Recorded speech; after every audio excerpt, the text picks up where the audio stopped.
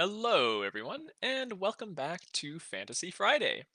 Last week, we started reading a new book, and that was the first book in the His Dark Materials series, The Golden Compass by Philip Pullman. And in that first chapter, we met up with Lyra and her demon, Pantalaimon. And now, demon was a bit of an odd thing. We weren't too sure what that was yet, but I'm sure we'll learn more as we continue on with this first book. And she witnessed an almost murder take place. Fortunately, she was able to warn her uncle, Lord Asriel, that there was some suspicious substance in his wine, and he was able to spill it before consuming any. And now we're about to have some sort of meeting of sorts. So let's see what's going to happen now as we move into chapter number 2, The Idea of North.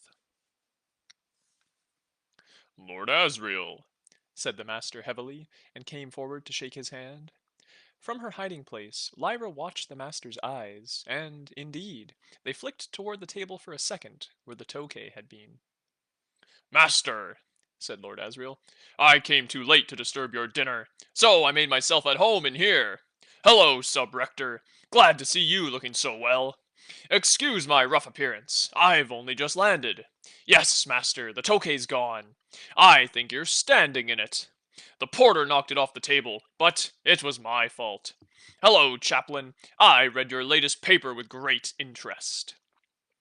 He moved away with the chaplain, leaving Lyra with a clear view of the master's face.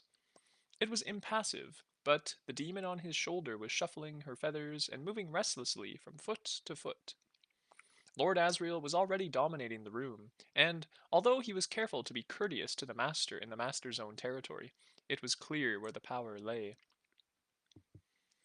The scholars greeted the visitor and moved into the room, some stirring around the table, some in the armchairs, and soon a buzz of conversation filled the air. Lyra could see that they were powerfully intrigued by the wooden case, the screen, and the lantern. She knew the scholars well, the librarian, the subrector, the inquirer, and the rest. They were men who had been around her all her life, taught her, chastised her, consoled her, given her little presents, chased her away from the fruit trees in the garden. They were all she had for a family. They might even have felt like a family if she knew what a family was, though, if she did, she'd have been more likely to feel that about the college servants. The scholars had more important things to do than attend to the affections of a half-wild, half-civilized girl left among them by chance. The master lit the spirit lamp under the little silver chafing dish and heated some butter before cutting half a dozen poppy seeds open and tossing them in. Poppy was always served after a feast. It clarified the mind and stimulated the tongue, and made for rich conversation. It was traditional for the master to cook it himself. Under the sizzle of the frying butter and the hum of talk, Lyra shifted around to find a more comfortable position for herself. With enormous care, she took one of the robes, a full-length fur, off its hanger, and laid it on the floor of the wardrobe. You should have used a scratchy old one, whispered Pantalaimon. If you get too comfortable, you'll go to sleep. If I do, it's your job to wake me up, she replied. She sat and listened to the talk. Mighty dull talk it was, too. Almost all of it politics, and London politics at that. Nothing exciting about Tartars. The smells of frying poppy and smoke leaf drifted pleasantly in through the wardrobe door, and, more than once, Lyra found herself nodding.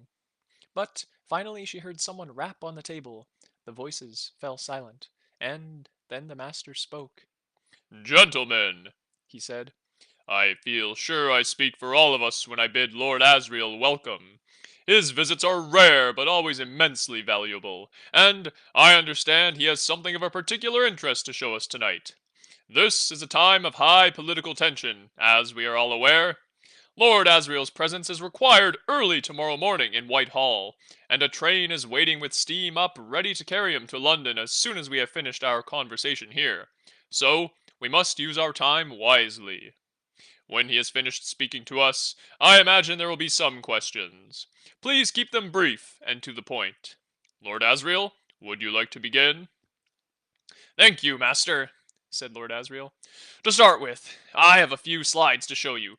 Sub-Rector, you can see best from here, I think. Perhaps the master would like to take the chair near the wardrobe? Lyra marveled at her uncle's skill. The old sub-rector was nearly blind, so it was courteous to make room for him nearer the screen, and his moving forward meant that the master would be sitting next to the librarian, only a matter of a yard or so from where Lyra was crouched in the wardrobe. As the master settled in the armchair, Lyra heard him murmur, "The devil! He knew about the wine, I'm sure of it." The librarian murmured back, "He's going to ask for funds. If he forces a vote—" "If he does that, we must just argue against, with all the eloquence we have." The lantern began to hiss as Lord Asriel pumped it hard. Lyra moved slightly so that she could see the screen, where a brilliant white circle had begun to glow. Lord Asriel called, "Could someone turn the lamp down?" One of the scholars got up to do that, and the room darkened. Lord Asriel began, "As some of you know, I set out for the north 12 months ago on a diplomatic mission to the King of Lapland. At least, that's what I pretended to be doing. In fact, my real aim was to go further north still, right on to the ice. In fact, to try and discover what had happened to the Grumman expedition. One of Grumman's last messages to the Academy in Berlin spoke of a certain natural phenomenon only seen in the lands of the north. I was determined to investigate that, as well as find out what I could about Grumman. But the first picture I'm going to show you isn't directly about either of those things." And he put the first slide into the frame and slid it behind the lens. A circular photogram in sharp black and white appeared on the screen. It had been taken at night under a full moon, and it showed a wooden hut in the middle distance, its walls dark against the snow that surrounded it and lay thickly on the roof. Beside the hut stood an array of philosophical instruments, which looked to Lyra's eye like something from the Anbaric Park on the road to Yarnton. Aerials, wires, porcelain insulators, all glittering in the moonlight and thickly covered in frost.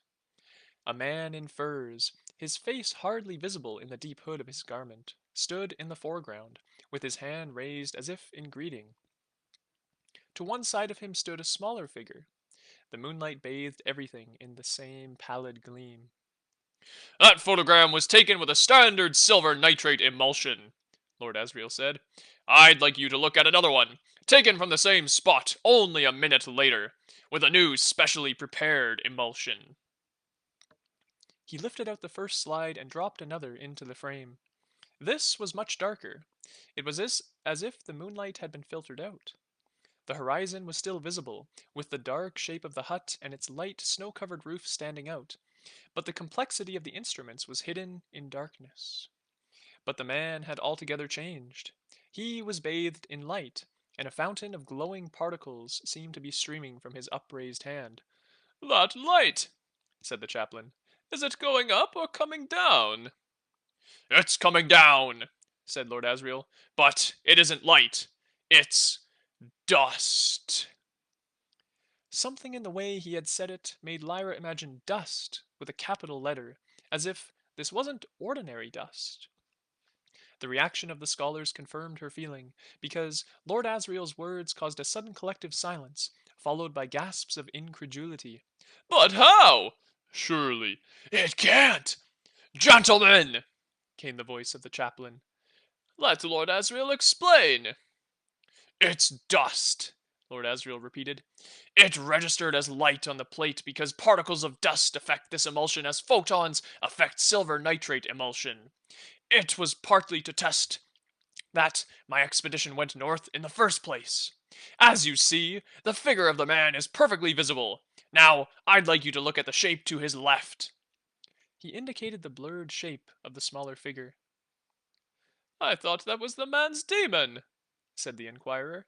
"No, his demon was at the time coiled around his neck in the form of a snake.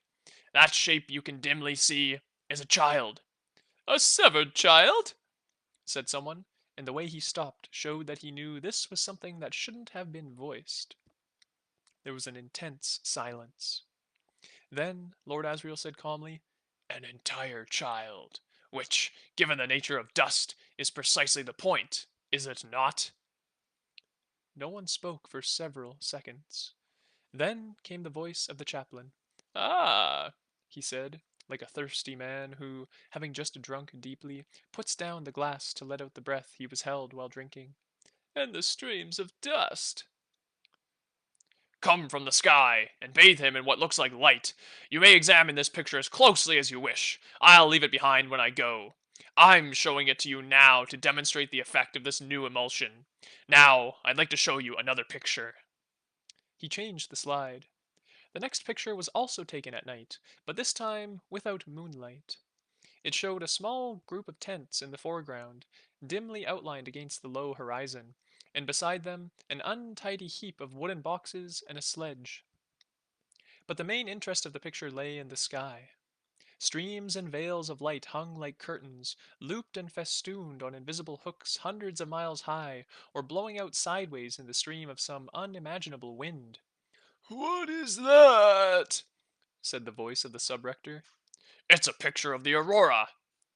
"It's a very fine photogram," said the Palmarian professor. "One of the best I've seen." "Forgive my ignorance," said the shaky voice of the old precentor, "but if I ever knew what the aurora was, I have forgotten.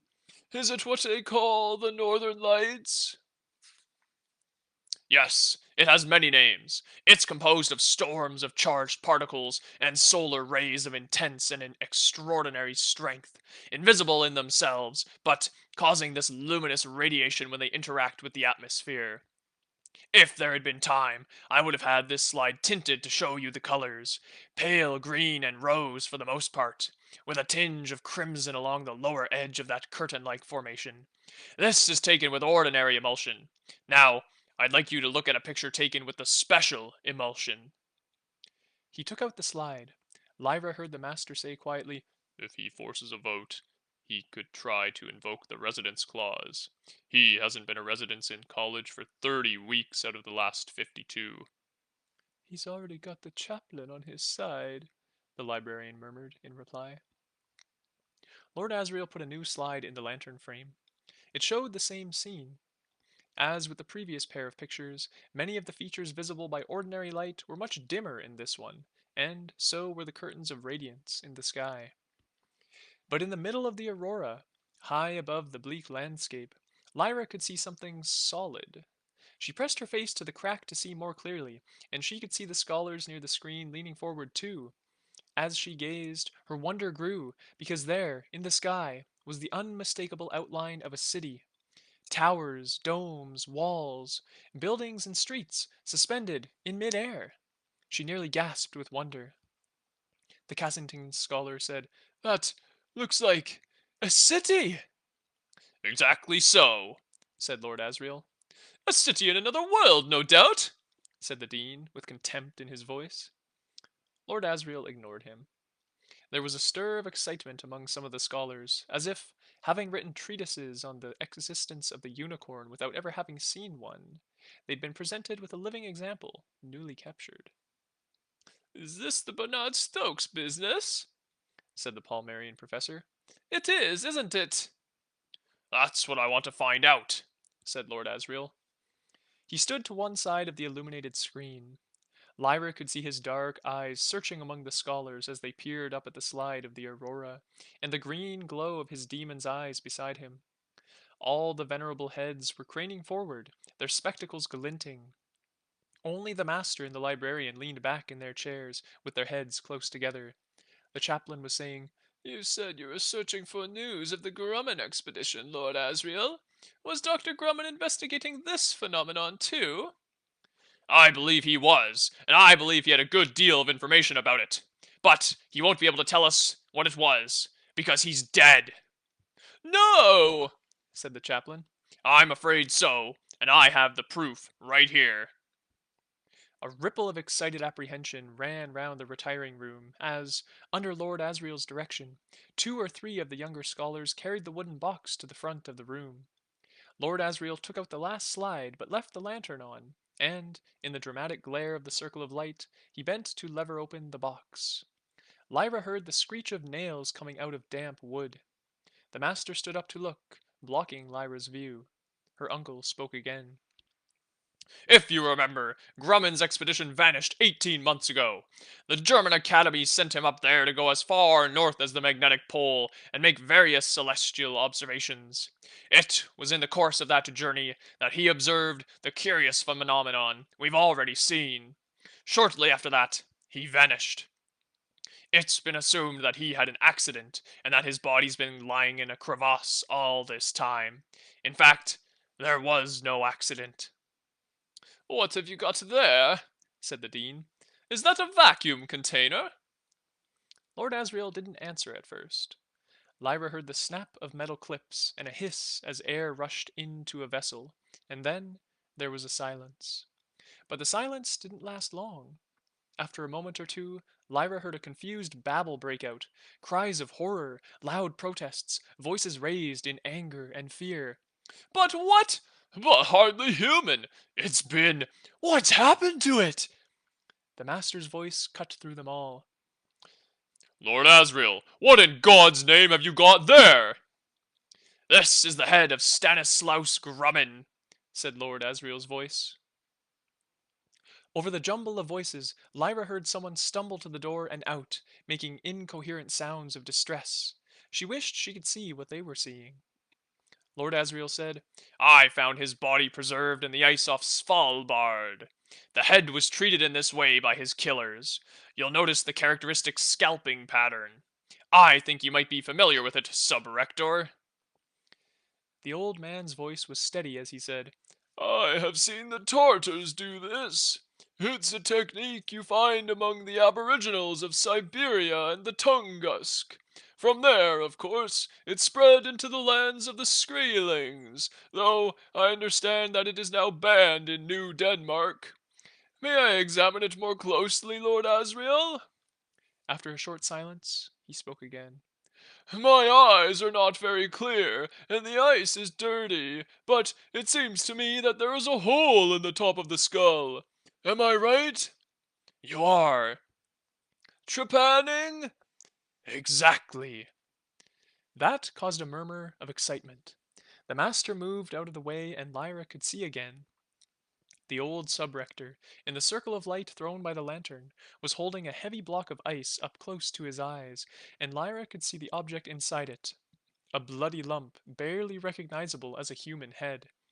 Pantalaimon fluttered around Lyra, his distress affecting her. "Hush," she whispered. "Listen." "Dr. Grumman was once a scholar of this college," said the dean hotly.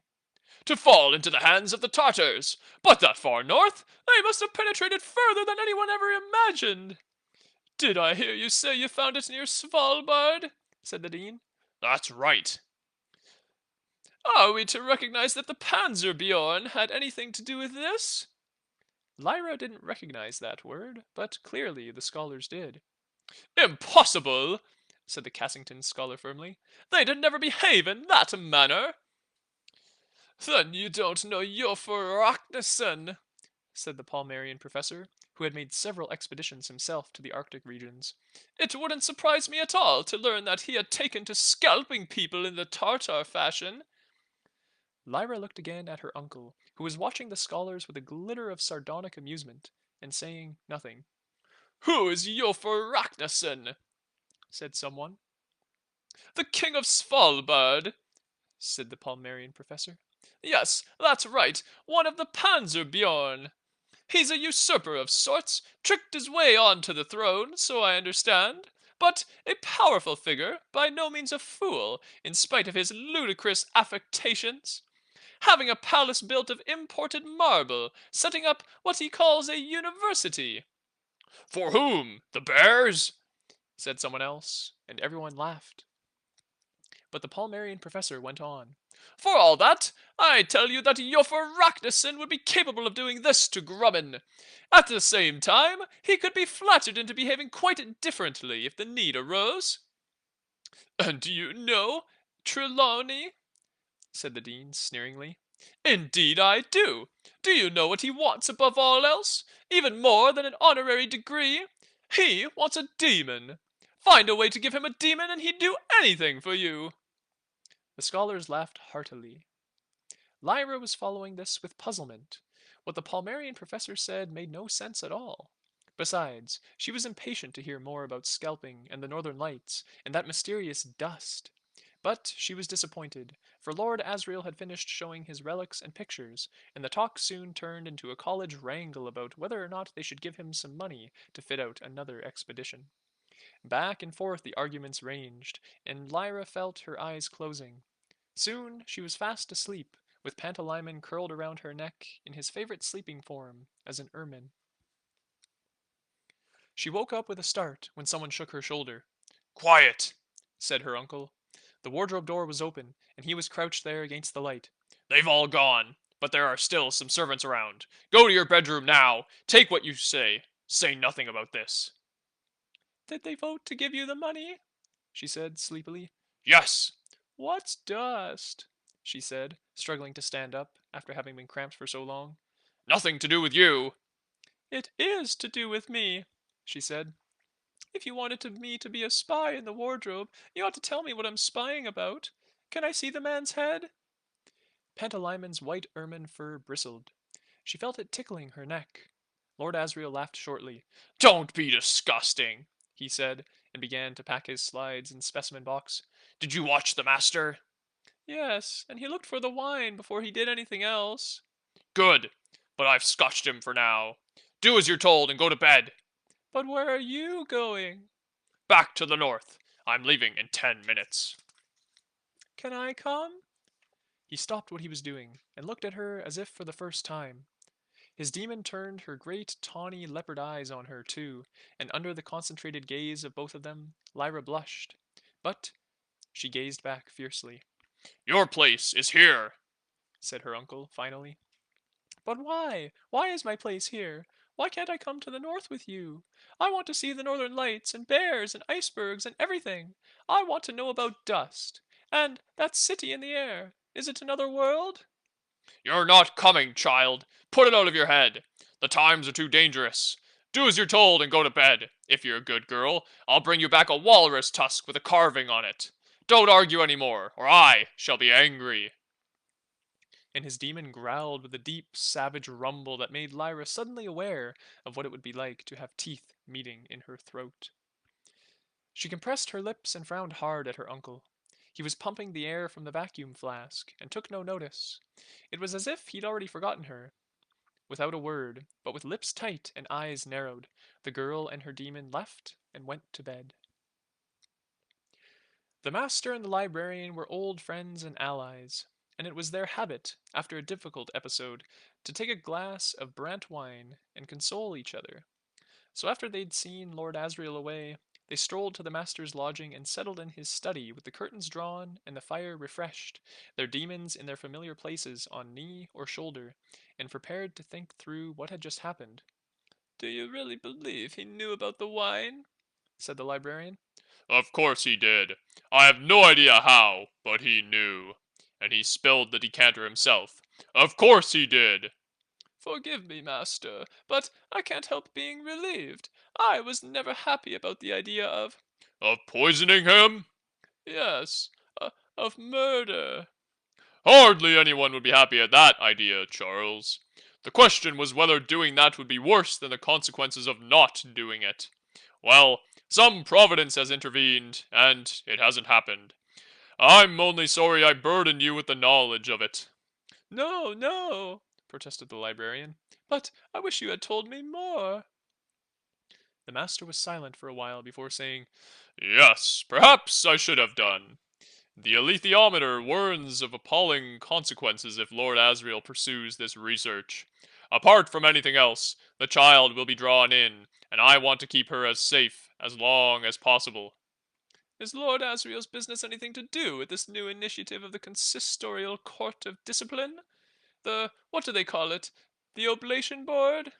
"Lord Asriel? No, no. Quite the reverse. The Oblation Board isn't entirely answerable to the consistorial court either. It's a semi-private initiative. It's being run by someone who has no love of Lord Asriel. Between them both, Charles, I tremble." The librarian was silent in his turn. ever since Pope John Calvin had moved the seat of the papacy to Geneva and set up the consistorial court of discipline. The Church's power over every aspect of life had been absolute. The papacy itself had been abolished after Calvin's death, and a tangle of courts, colleges, and councils, collectively known as the magisterium, had grown up in its place. These agencies were not always united. Sometimes a bitter rivalry grew up between them. For a large part of the previous century, the most powerful had been the College of Bishops, but in recent years, the consistorial court of discipline had taken its place as the most active and the most feared of all the Church's bodies. But it was always possible for independent agencies to grow up under the protection of another part of the magisterium, and the oblation board, which the librarian had referred to, was one of these.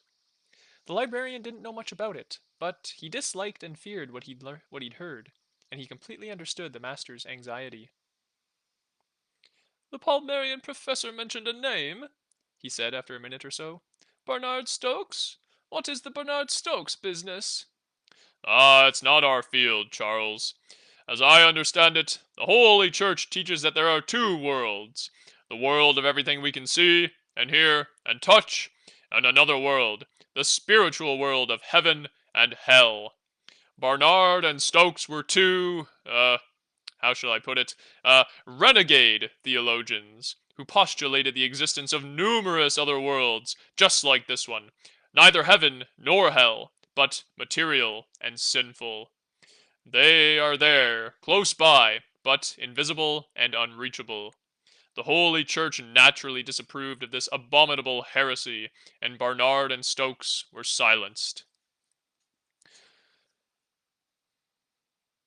But, unfortunately for the magisterium, there seem to be sound mathematical arguments for this other world theory. I have never followed them myself, but the Cassington scholar tells me that they are sound. "And now Lord Asriel has taken a picture of one of those other worlds," the librarian said, "and we have funded him to go look for it, I see." "Quite. It'll seem to the Oblation Board, and to its powerful protectors, that Jordan College is a hotbed of support for heresy. And between the consistorial court and the Oblation Board, Charles, I have to keep a balance, and meanwhile the child is growing. They won't have forgotten her. Sooner or later, she would have become involved, but she'll be drawn in now whether I want to protect her or not." "But how do you know that, for goodness sake?" "The alethiometer again?" "Yes. Lyra has a part to play in all this, and a major one. The irony is that she must do it all without realizing what she's doing. She can be helped, though, and if my plan with the Tokay had succeeded, she would have been safe for a little longer. I would have liked to spare her a journey to the north. I wish above all things that I were able to explain it to her." "She wouldn't listen," the librarian said. "I know her ways only too well. Try to tell her anything serious and she'll half listen for 5 minutes, and then start fidgeting. Quiz her about it next time and she'll have completely forgotten." "If I talk to her about dust, you don't think she'd listen to that?" The librarian made a noise to indicate how unlikely he thought that was. "Why on earth should she?" he said. "Why should a distant theological riddle interest a healthy, thoughtless child?" "Because of what she might experience. Part of that includes a great betrayal." "Who's going to betray her?" "No, no. That is the saddest thing. She will be the betrayer, and the experience will be terrible. She mustn't know that, of course, but there's no reason for her not to know about the problem of dust. And you might be wrong, Charles. She might well take an interest in it, if it were explained in a simple way. And it might help her later on. It would certainly help me to be less anxious about her." "That's the duty of the old," said the librarian, "to be anxious on behalf of the young. And the duty of the young is to scorn the anxiety of the old." They sat for a while longer, and then parted, for it was late, and they were old and anxious. And so concludes chapter 2 of The Golden Compass. Interesting. So we have the meeting between all the scholars, headed by Lord Asriel. after his successful dodging of being assassinated. And yeah, a lot more has just been revealed. We have the discussion, we have the person whose head was carved out. That's kind of interesting, who has been killed in the north. And then we have those interesting pictures of dust. We're not entirely sure what dust is yet, but it has something to do with kind of light particles coming from the sky. And yeah, that leaves a lot to think about, I suppose. So yeah, have a thought or two and check out those questions that I've left in the comment section. And then, yeah, I look forward to seeing you all again right here again on next Friday, right here at noon, so we can read chapter number 3 of The Golden Compass. Until then, enjoy your weekend. Bye now.